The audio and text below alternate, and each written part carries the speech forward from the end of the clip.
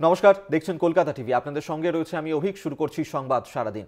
বিতর্কের মুখে পিছু হটল এইমস। দিল্লির এইমস বিতর্কের মুখে পিছু হটেছে। 22 জানুয়ারি খোলা থাকবে এইমসের আউটডোর। অ্যাপয়েন্টমেন্ট নেওয়া রোগীদের জন্যই খোলা থাকবে আউটডোর।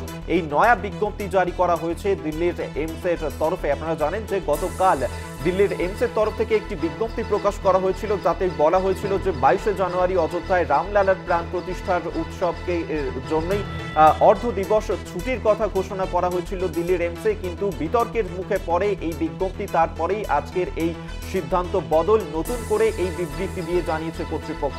আমরা এই নিয়েই কথা বলবো। অ্যাসাইনমেন্ট হেড দিব্যেন্দু ঘোষ আমাদের সঙ্গে এই মুহূর্তে টেলিফোনে রয়েছেন। দিব্যেন্দু দা, গতকাল একটি বিজ্ঞপ্তি জারি করা হয়েছিল যেখানে অর্ধ দিবস ছুটির কথা ঘোষণা করেছিল দিল্লির এইমস। আজকে বিতর্কের মুখে পড়েই কি এই সিদ্ধান্ত বদল? না, দেখো, বিতর্কের মুখে তো বটেই, কারণ গোটা দেশ জুড়ে যেভাবে তোলপাড় শুরু হয়েছে এবং দিল্লি এইমসের মতো দেশের অন্যতম সেরা হাসপাতাল, এটা শুধুমাত্র রামলালার প্রাণ প্রতিষ্ঠা হবে, অযোধ্যাতে একটা অনুষ্ঠান হবে, সেই অনুষ্ঠানের সঙ্গে দিল্লি এইমসের কিসের সম্পর্ক? এবং এই 2:30 পর্যন্ত দিল্লির সমস্ত জরুরি বিভাগ ছাড়া বাকি সমস্ত বিভাগ বন্ধ থাকবে এবং বিভাগীয় প্রধানদের নির্দেশ দেওয়া হচ্ছে যে তাদের সমস্ত কর্মচারী যে বিভাগে কাজ করেন তাদের অধস্তন কর্মীদের এই নির্দেশ জানিয়ে দেওয়ার জন্য। এটা কোন ধরনের সিদ্ধান্ত বা এটা কোনো যেখানে কোনো দেশে কোনো হাসপাতাল শুধুমাত্র অর্ধ দিবস কেন, 10 মিনিটের জন্য বা 5 মিনিটের জন্য বন্ধ রাখা যায় কিনা সেই প্রশ্ন তো উঠতে শুরু করবে। এবং যে কারণে আজকে যে বিজ্ঞপ্তিটা জারি করেছে দিল্লি এইমস, সিদ্ধান্ত প্রত্যাহার করে দিয়েছে। এই ব্যাপারটা পুরোপুরি বলা যাবে না, তার কারণ আউটডোরে যে সমস্ত রোগীরা আগে থেকে নাম লিখিয়েছেন শুধুমাত্র তারাই দেখাতে পারবেন। অর্থাৎ দুপুর 2:30 আগামীকাল যদি দিল্লি এইমসে কোনো রোগী গিয়ে চিকিৎসা পরিষেবা পেতে চান এবং তারা যদি আউটডোরে কোনো ডাক্তারকে দেখাতে চান, তারা কিন্তু দেখাতে পারবেন না।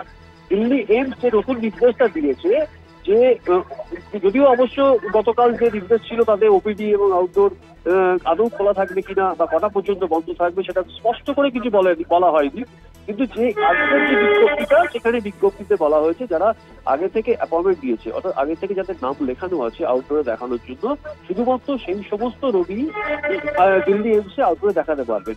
এক দেশের অন্যতম সেরা হাসপাতাল, যেখানে গোটা দেশের বিভিন্ন প্রান্ত থেকে মানুষ চিকিৎসা পরিষেবা পাওয়ার জন্য সেখানে হাজির হন। দিল্লির এই প্রবল ঠান্ডা, সেই ঠান্ডাতে বহু মানুষ, বহু রোগীর আত্মীয় পরিজন তারা অপেক্ষা করছেন এইমসের বাইরে, তারা কখন একটু চিকিৎসা পাবেন। সেখানে অর্ধ দিবস অর্থাৎ দুপুর 2:30 পর্যন্ত এইমস বন্ধ রাখার সিদ্ধান্তে স্বাভাবিকভাবেই গোটা দেশ জুড়ে তোলপাড়।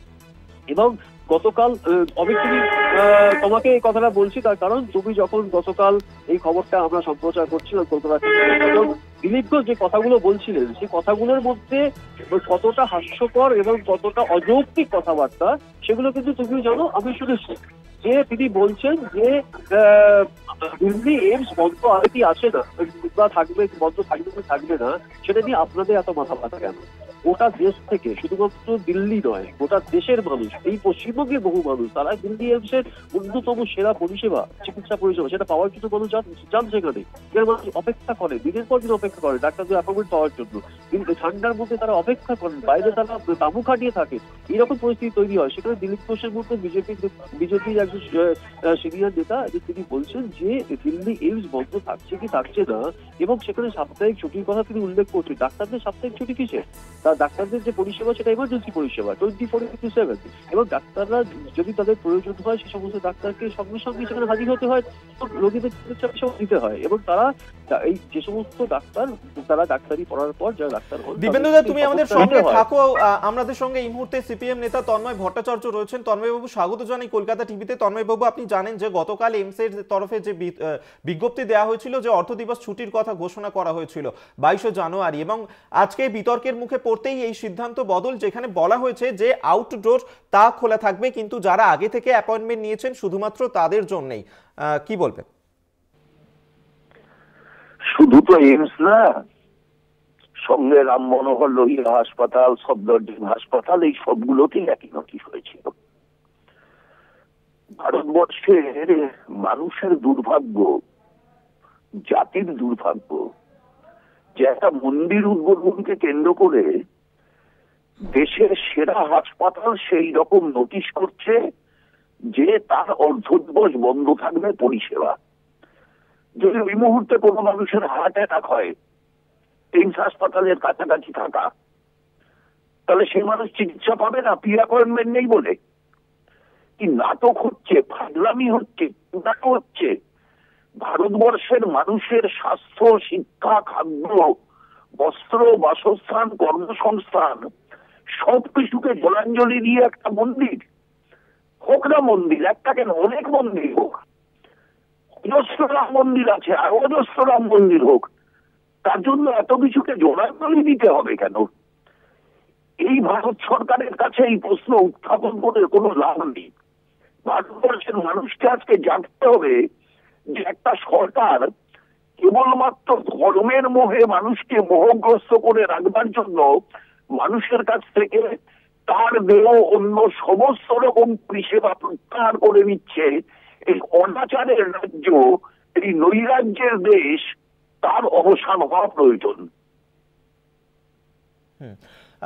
ধন্যবাদ আপনাকে। সিপিএম নেতা তন্ময় ভট্টাচার্য আমাদের সঙ্গে টেলিফোনে ছিলেন। আমাদের সঙ্গে এই মুহূর্তে আমাদের অ্যাসাইনমেন্ট হেড দিব্যেন্দু ঘোষ আমাদের সঙ্গে টেলিফোনে রয়েছেন। দিব্যেন্দুদের কাছে আবারও যাই। দিব্যেন্দুদা, শুনলে যেমনটা তন্ময় বাবু তিনিও বলছিলেন যে এর সঙ্গে রামলালার প্রাণ প্রতিষ্ঠার সঙ্গে দিল্লির এইমস কেন, বাকি যে হাসপাতালগুলো সেগুলো বন্ধ রাখানো কোনো যুক্তি নেই।